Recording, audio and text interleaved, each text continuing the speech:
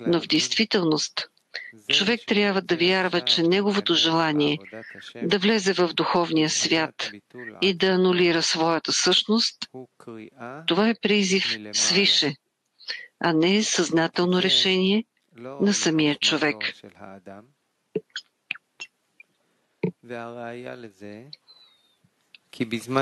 И доказателството е в това, че всеки път, когато той е искал да направи нещо за отдаване,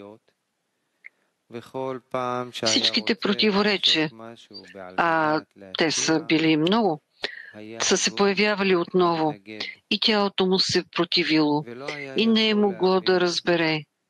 Има ли изобщо в света човек способен да отмени своето аз пред Твореца и да не се безпокои за собствената си изгода?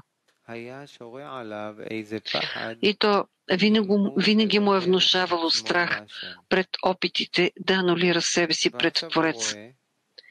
И сега той вижда, че всички противоречия, всички мисли и съмнения са изгорени окончателно. И той усеща огромно наслаждение, ако може да анулира себе си пред Творец.